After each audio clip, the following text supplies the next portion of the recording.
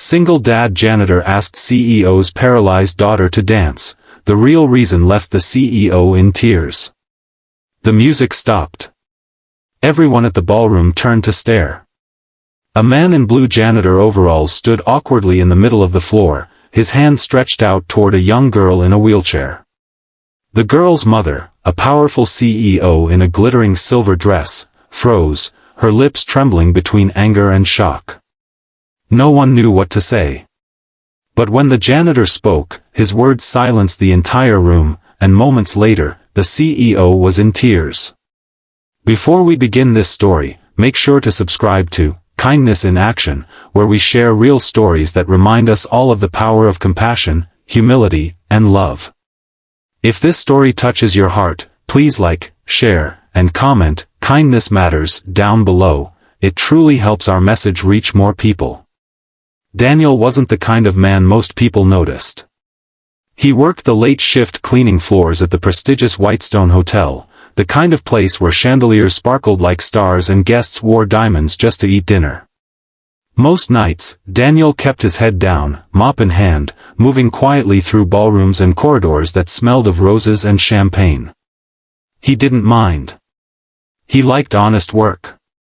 After all, he wasn't just working for himself, he was working for his little girl, Lily.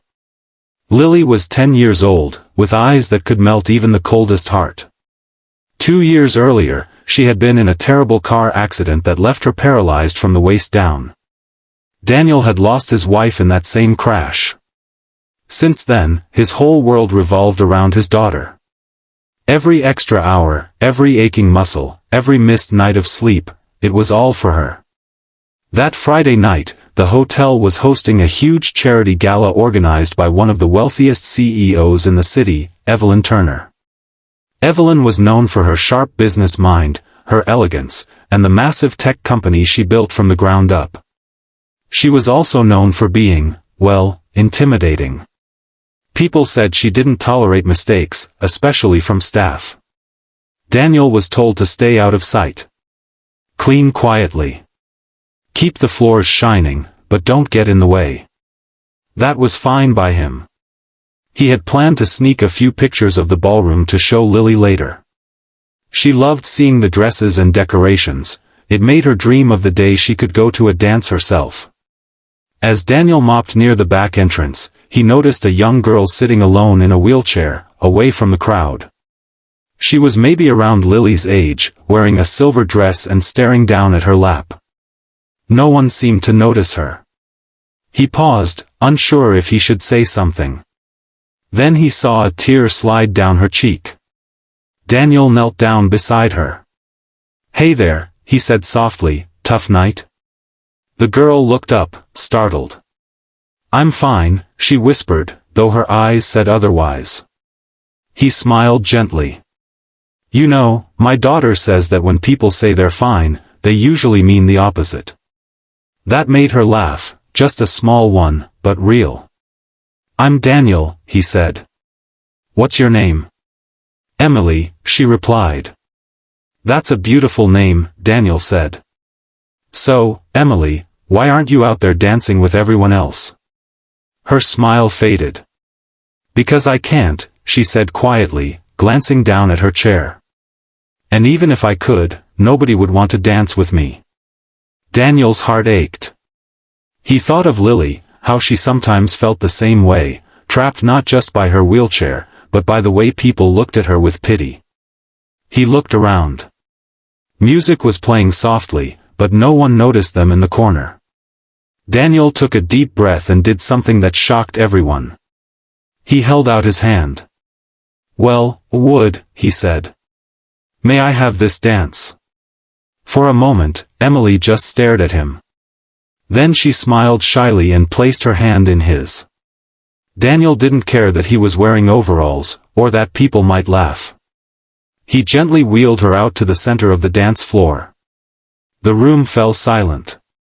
The music faded as the wealthy guests turned to watch. Some gasped. Others whispered. A janitor, dancing with a CEO's daughter? It was unheard of. From across the room, Evelyn Turner, Emily's mother, stiffened. Her eyes burned with disbelief and anger as she started walking toward them. But Daniel didn't stop. He began to move Emily's wheelchair gently, twirling her in rhythm with the soft melody. Her laughter filled the ballroom, clear and joyful. For the first time that night, Emily looked free. And then, everyone started clapping. Even the band smiled and began playing louder. People who had been whispering moments before now watched in awe. Some even had tears in their eyes. When the music ended, Daniel bowed playfully. Emily was giggling, her cheeks flushed with happiness. But as Daniel turned to leave, he came face to face with Evelyn Turner herself. Her expression was unreadable. The crowd went quiet again, sensing tension. "Who gave you permission to touch my daughter?" she asked, her voice trembling slightly. Daniel swallowed hard. "I'm sorry, ma'am," he said. "I didn't mean to cause trouble. She just looked like she needed a dance partner." Evelyn's jaw tightened. "Do you have any idea who I am?" "Yes, ma'am," Daniel replied calmly. "And I know who she is too, a beautiful girl who deserved to feel special tonight." There was a pause. You could have heard a pin drop. Then Evelyn's eyes began to glisten. She looked at her daughter, smiling, glowing, in a way she hadn't seen in years. After a long silence, Evelyn spoke again, her voice softer this time. "My husband, he used to dance with her," she said quietly. "Before the accident." Daniel felt his heart twist. He realized then that Emily's wheelchair wasn't the only thing weighing on her, it was grief. Evelyn's husband had died in the same crash that took Emily's ability to walk. Since then, Evelyn had buried herself in work, hiding her pain behind board meetings and charity galas. She turned to Daniel, tears streaming down her face. "Thank you," she whispered. I forgot what her laughter sounded like. Later that night,